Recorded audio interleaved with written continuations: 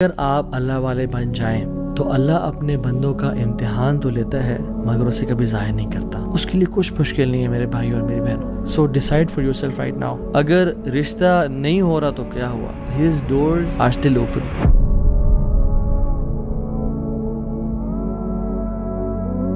بسم اللہ الحمد للہ والصلاۃ والسلام علی رسول اللہ وبعد. اعوذ باللہ من الشیطان الرجیم. رب اشرح لی صدری ویسر لی امری واحلل عقدۃ من لسانی یفقہوا قولی. اللہم ارنا الحق حقا وارزقنا اتباعہ وارنا الباطل باطلا وارزقنا اجتنابہ. اللہم انفعنا بما علمتنا وعلمنا ما ينفعنا وزدنا علما. آمین یا رب العالمین. Welcome back to another episode of Wednesday Night Exclusive. آج ہم بات کریں گے سیڈنس کے اوپر، پریشانی، مصیبتوں کے اوپر، جو لائف میں ہماری زندگی بالکل رک سی جاتی ہے، بند ہو جاتی ہے، کچھ سمجھ نہیں آتا کہ کہاں جائیں، کیا کریں. So don't be sad.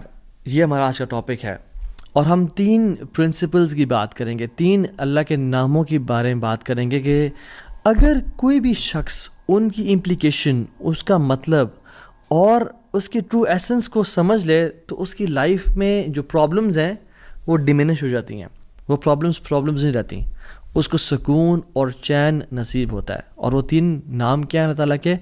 قادر، قدیر اور مقتدر. ان تینوں کا تقریباً ایک ہی مطلب ہے. قاف، دال اور را ان کا روٹ ورڈ ہے.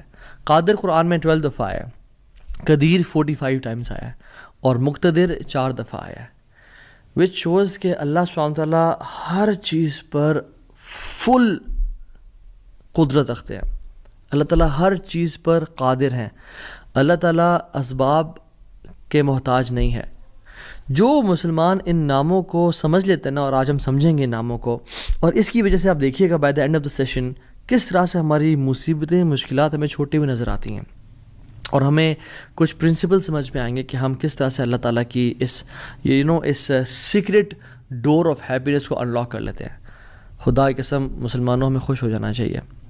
وہ کسی چیز کا محتاج نہیں ہے، نہ وہ اسباب کا محتاج ہے، نہ وہ لوگوں کا محتاج ہے، نہ وہ ٹائم اینڈ اسپیس کا محتاج ہے، نہ وہ لاز آف فزکس کا محتاج ہے. ہر چیز اس کی محتاج ہے، وہ کسی چیز کا محتاج نہیں ہے. So great news to all the Muslims. اگر ڈاکٹرز نے جواب دے دیا تو کیا ہوا؟ وہ قادر ہے، قدیر ہے، مقتدر ہے. اگر رشتہ داروں نے چھوڑ دیا تو کیا ہوا؟ اگر رشتہ نہیں ہو رہا تو کیا ہوا؟ اگر کاروباری لوگ جو ہیں انہوں نے آپ کو دھتکار دیا اور سائڈ پہ کر دیا تو کیا ہوا؟ His doors are still open. وہ مسبب الاسباب ہے. اللہ رب العالمین وہی ہیں جو یوسف کے دور میں تھے، جو ابراہیم کے دور میں تھے، جو موسیٰ کے دور میں تھے، جو عیسیٰ علیہ السلام کے دور میں تھے. اللہ رب العالمین وہی ہیں اور وہ ہر چیز کو بدل سکتے ہیں. وہ ہر بند دروازہ کھول سکتے ہیں. مقتدر کا مطلب تو سبحان اللہ یہ ہوتا ہے کہ اس میں نا قدیر کی بھی بلاغت ہے، یعنی جو ہر چیز پر مکمل قدرت رکھتا ہے. آپ لے لیں مثالیں، یوسف علیہ السلام کی اگزامپل دیکھ لیں. ایک بچہ جو کہ بالکل اپنے انفینٹ سے نکل رہا تھا، اس کو کنویں میں پھینک دیا گیا. وہاں سے اس کو قافلے نے پرچیز کیا اور بالکل for pennies he was sold. اور عورت نے حملہ کیا ان پہ، گناہ کرنا چاہا، جیل میں ڈال دیا گیا ان کو.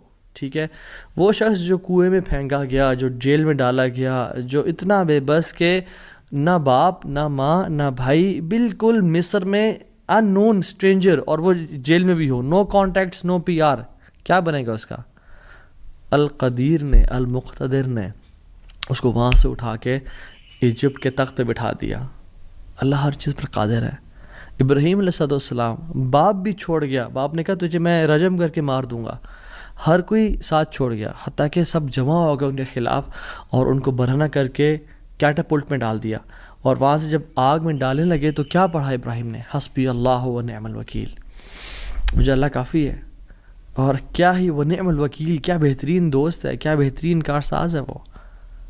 اور اللہ تعالیٰ نے وہ کس طرح کا قادر ہے، وہ کس طرح قدیر اور مقتدر ہے کہ اس نے ہواؤں کی ڈائریکشن کو نہیں پھیرا، نہ ہی اس نے سمندروں کے رخ کو بدلا، نہ ہی اس نے کوئی پرندے بھیجے جو کہ اس پانی کو، اس آگ کو ٹھنڈا کر دیں پانی پھینک کے. نہیں، بلکہ ڈائریکٹ اس آگ کو کہا جس کی صفت ہے جلانا، قُلْ يَا نَارُ كُونِي بَرْدًا وَسَلَامٌ عَلَىٰ إِبْرَاهِيمَ. ہم نے کہا اے نار، اے آگ، ٹھنڈی ہو جا اور سلامتی کا باعث بن جا ابراہیم کے لیے. کچھ روایات میں تو یہ بھی آتا ہے کہ ان کی صحت کے بھی کچھ ارچہ کلام ہے کہ ابراہیم علیہ السلام سے پوچھا گیا کہ سب سے بہترین مومنٹس آپ کی زندگی میں کون سے تھے؟ تو ابراہیم علیہ السلام نے کہا کہ جب میں آگ میں تھا کہ اللہ تعالیٰ نے اس کو حکم دیا تھا کہ ٹھنڈی ہو جا، اور اتنی ٹھنڈی نہ ہونا کہ ابراہیم کو تکلیف پہنچائے، سلامتی والی بن جانا. تو those were the best moments that I spend in my life. اور وہ کس طرح سے ٹھنڈی ہوئی کہ صرف ابراہیم کے لیے ٹھنڈی ہوئی، لیکن جو رسیاں ابراہیم علیہ السلام کے ہاتھ پہ بندھی ہوئی تھی ان کے لیے ٹھنڈی نہیں ہوئی. اس رسیوں کو جلا دیا مگر ابراہیم علیہ السلام کے بال تک کو بھی نہیں جلایا. اور جب ابراہیم اس آگ سے نکلے تو ان کا جو باپ تھا آزر وہ دیکھ رہا تھا اور کہتا ہے نعم رب ربو کو یا ابراہیم، کیا رب ہے تیرا ابراہیم. یعنی ایک کافر کو ایک مشرک کو تو یقین آ گیا کہ کیا رب ہے ابراہیم کا. ہم نے 50-60 سال زندگی گزار لی لائف کے، کچھ نے مجھ جیسے نے تو 20-30 سال گزارے زندگی کے. ہمیں ابھی تک رب کی قدرت پہ یقین نہیں آیا.